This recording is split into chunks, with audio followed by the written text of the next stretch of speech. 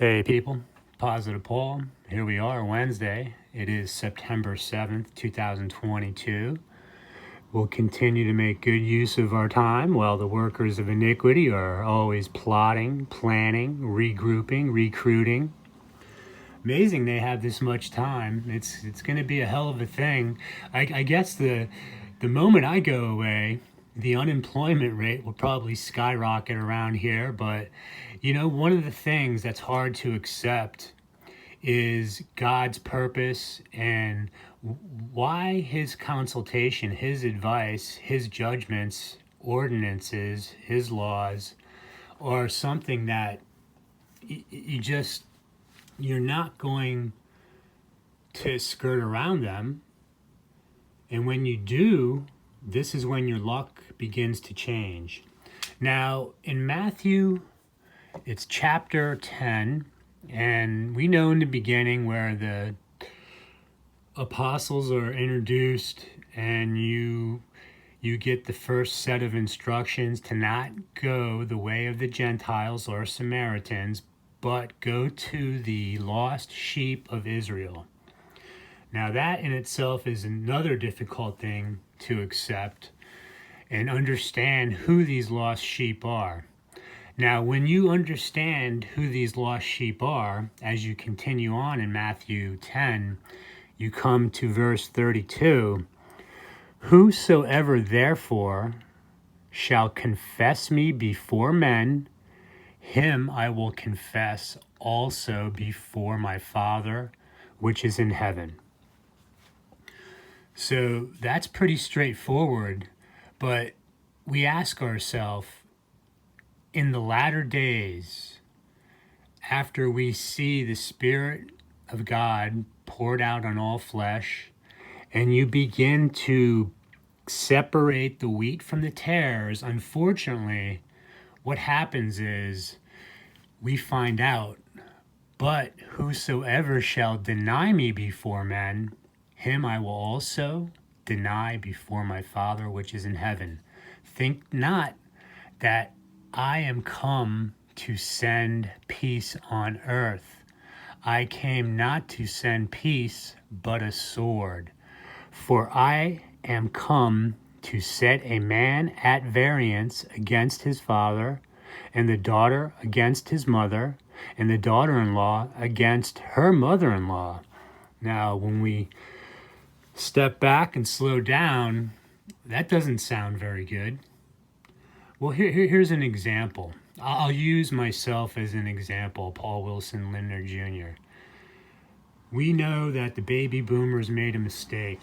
Unfortunately, the ones that are tied to the military-industrial satanic complex, keeping things in a post-World War II perspective,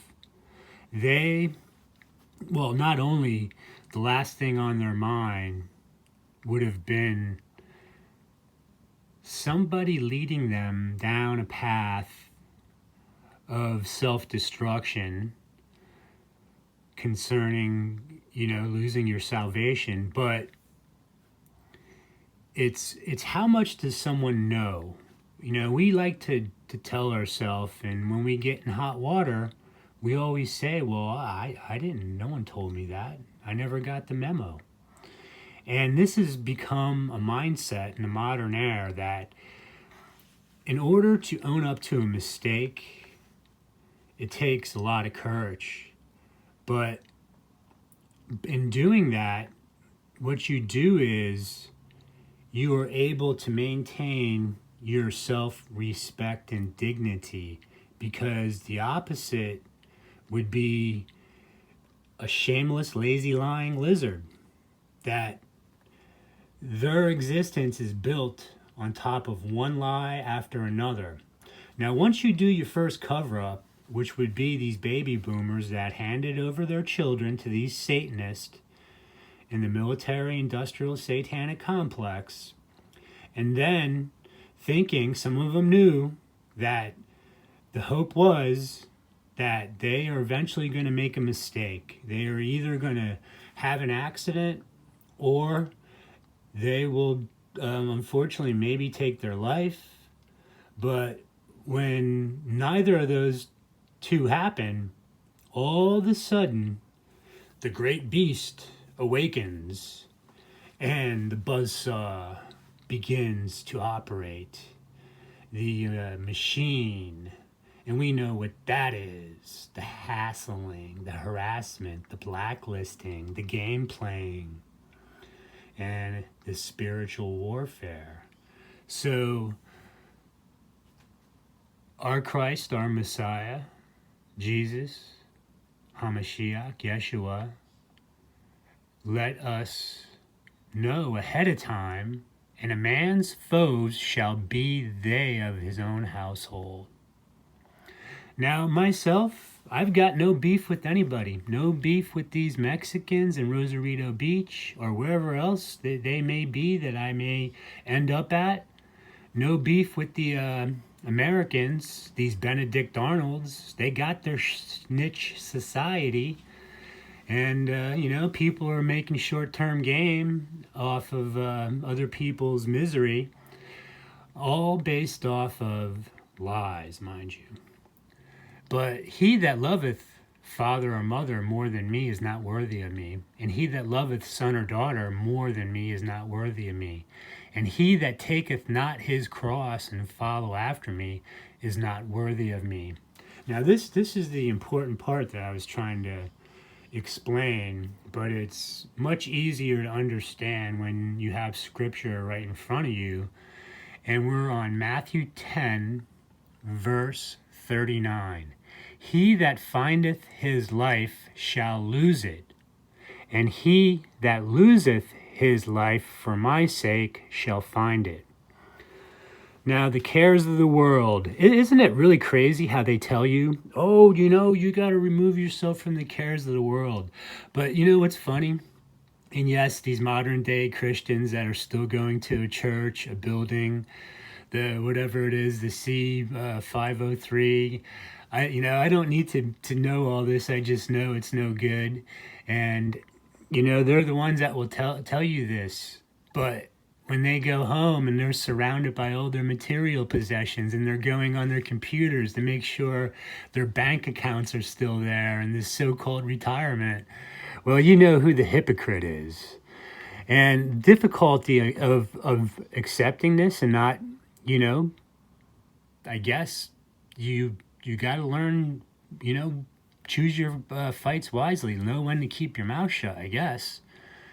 But it comes down to it that if your focus is 100% on how you are going to get through each day, find money, whether it's through, an actual job, a legitimate job, or you go the other route, unfortunately, like most people do, right? They got to, unfortunately do things that they wouldn't normally do if they were not in a very, very bad position, and they're about to either lose their life, become homeless, knowing that there was nobody there to help them.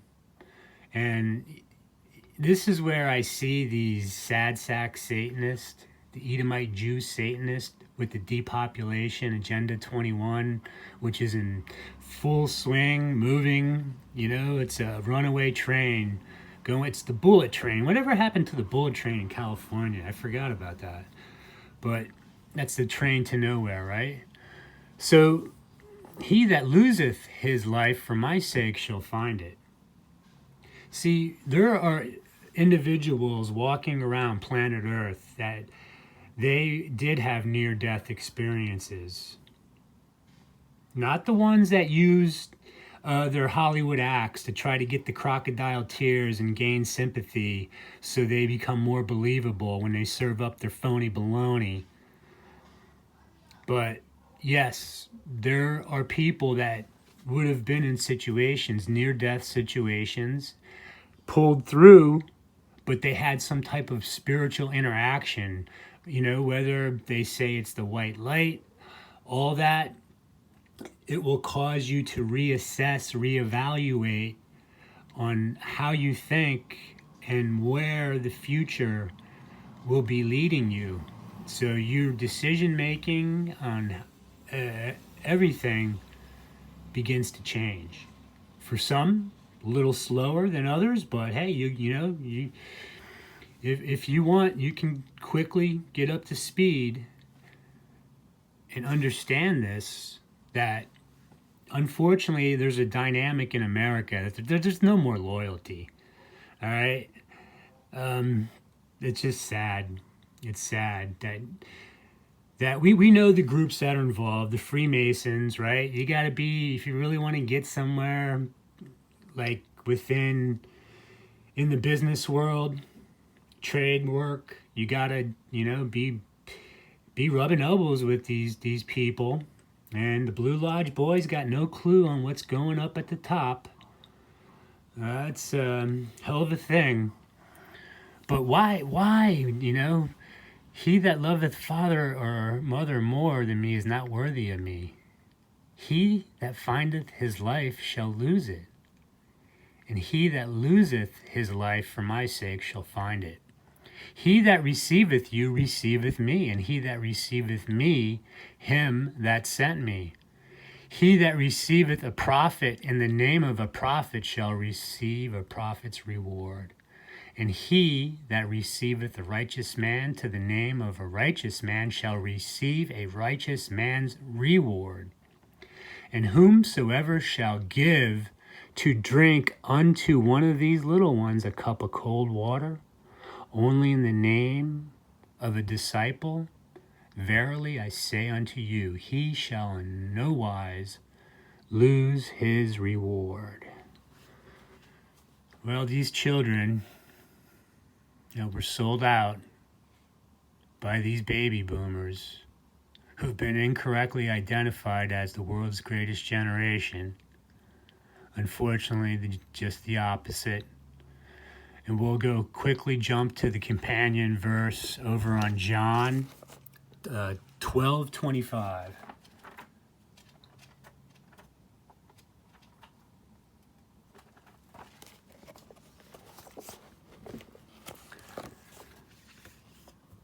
Now, of course, the problem here is our Messiah is constantly having to school the Pharisees and Sadducees, aka the lazy lying lizards. And he that loveth his life shall lose it, and he that hateth his life in this world shall keep it unto life eternal. That is something to consider, my friends. It's about 100 degrees outside today here in northern Baja. Things are heating up all around the globe. Whether that's a cause of global warming or whether it's a cause of these sad sack Satanists and their matrix, right?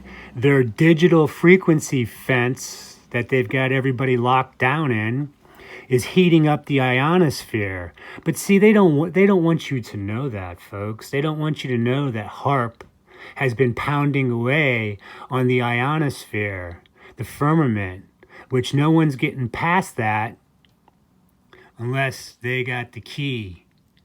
In order to get that key, well, you figure it out.